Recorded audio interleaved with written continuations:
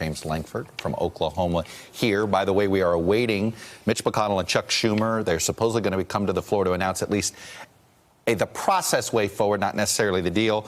Senator Lankford, I appreciate you coming on and sort of look, your plans are probably all over the map, just like ours are this hour. So I appreciate that. First, can you tell us any more than what we're hearing about rumors of at least a deal on how the process might work? What can you tell us?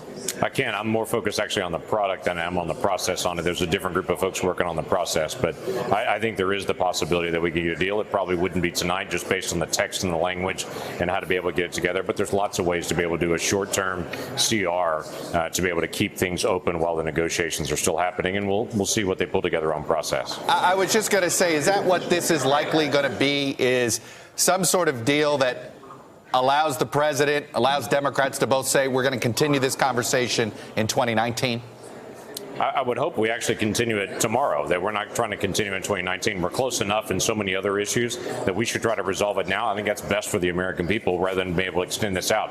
I didn't support a February 8th time period for a CR. I don't think it's a good idea to just keep dragging this on little by little. I think it's better if we're close to be able to finish the areas where you're close and get the whole thing done rather than stall it. How would you explain why the president hasn't been able for over a year to get the Republican Party united on a plan before trying to negotiate with the Democrats when it comes to the border wall funding? I think there are areas we do have agreement on. I think there's wide bipartisan agreement on trying to be able to get something on border security. When you go back to the Senate proposals on our appropriation bills, there's $1.6 billion in there for border security that could include any kind of fencing, anything like that. But there's a wide agreement. We need to do some things on border security. There's obviously the president wants to do a lot more. Originally, the president requested $1.6 billion at the beginning of this year for border security. That's what the Senate included. That's what we were going to do oversight on. The $5 billion is a larger number, but clearly there are a lot of things that can be done and should be done along the border, whether that be ports of entry, whether it be other areas where there's already needs that are out there. All right, I can tell by the way you're describing it, I can sense of what a compromise language might sound like from the Senate. We'll see if the White House signs on. But let me move to another topic which was really animating the folks here around this table, and that is the Jim Mattis resignation. There seemed to be a lot of concern from many of your colleagues in the United States Senate about not just him leaving, but the letter he wrote explaining why he decided to leave. Where are you on this? Yeah, it's difficult when you see the Secretary of Defense say the president needs someone who's more aligned with him on policy. That clearly shows a difference there. I just got back from Afghanistan last week, meeting with all of our folks there for several days.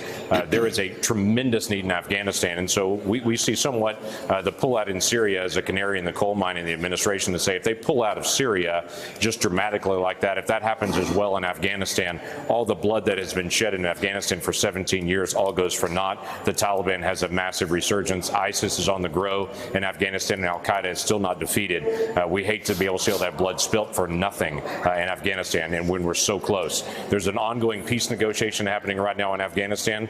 We want to be able to see that peace negotiation have an opportunity to be able to finish. They've made great progress there. And the two main goals, reconciliation in Afghanistan and having long-term basing there to be able to fight ISIS and to be able to fight with Al-Qaeda are exceptionally important. Right. We also think that's putting down with Syria as well. And so clearly the Secretary of Defense and the President were at odds on that. Secretary of Defense walked away. I think he was a good, strong voice in the administration for it, and we'll see what the administration does. We talked about the troops aspect of Syria and Afghanistan, but there's another part of his letter that I'd like you to get to react to, and it's this. I believe, he writes this, I believe we must be resolute and unambiguous in our approach to those countries whose strategic interests are increasingly in tension with ours. It is clear that China and Russia, for example, want to shape a world consistent with their own authoritarian model, gaining veto authority over other nations' economic, diplomatic, and security decisions to promote their own interests at the expense of their neighbors, America, and our allies. Senator, when you read that, that is essentially the Secretary of Defense saying the president doesn't share the same vision of American foreign policy broadly that every president has since Harry Truman. Well, I'm not sure that's fully borne out in every area. That's borne out in some of the defense areas. Obviously, in the back and forth with Turkey, I have a real concern on Turkey. I've expressed that loud and clear over and over again of the direction Turkey. The Turkey that we're dealing with now doesn't seem to be the same Turkey we were dealing with a few years ago. Erdogan's taken in a very different direction in their outreach to Russia. What the president has pushed on is areas of trade, like with China. He's done a lot more push in that area and less so on the military side.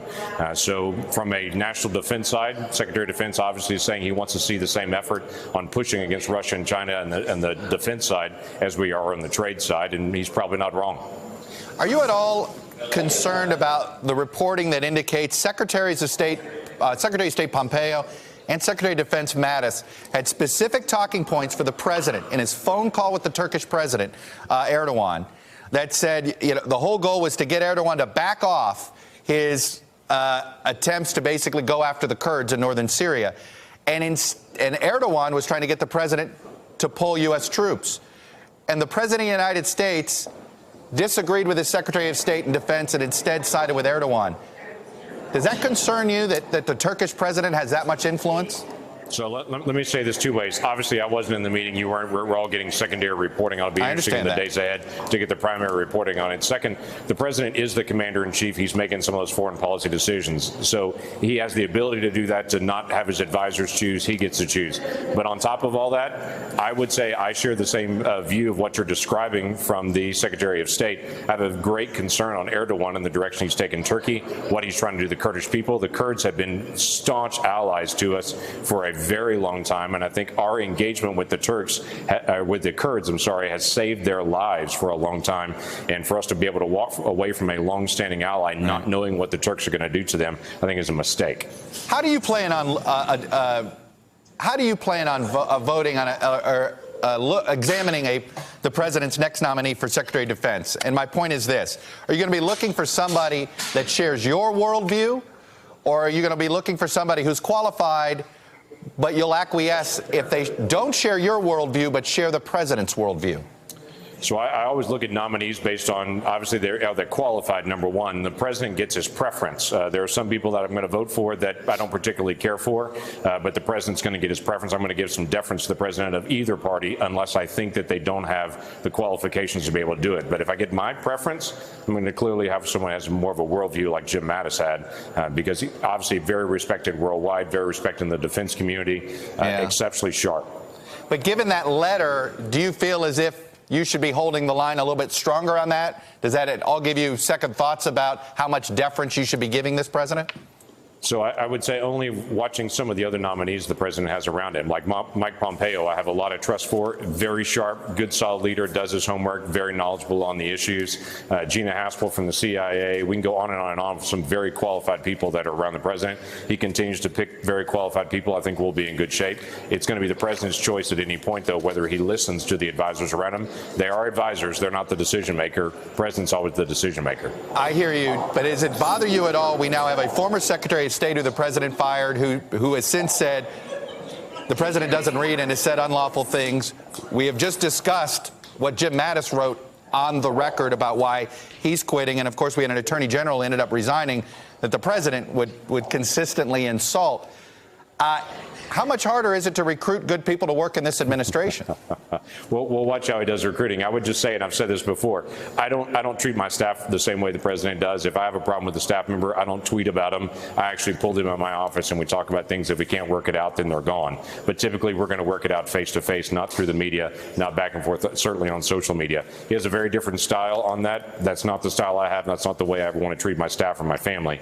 But that's the way that he does it. And there are a lot of people that love it that way, and they love the transparency of it. Just not my favorite.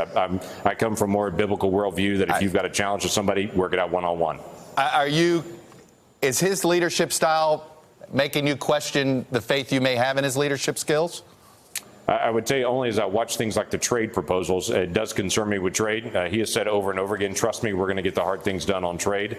But it has been very messy and very noisy, and there have been a lot of people that have suffered economically through this process. Now, the hope is long term it can get cleaned up, but he is his own person. He's going to listen to his advisors choose to, and he's going to go with his gut. That's who he is. Senator James Lankford, Republican from Oklahoma. I think I speak for everybody that works in Hello, YouTubers. If you're watching this, it means you've checked out our channel, so thank you. Now do me a favor, subscribe by clicking on that button down there. Click on any of the videos to watch the latest interviews and highlights from MTP Daily and MSNBC. You can get more Meet the Press content every morning in the First Read newsletter. If you're tired of content that you don't know anything about where it came from, you don't have to have that problem with us. NBC News, MSNBC, MTP, and the Meet the Press mindset right here for you on YouTube. Subscribe now.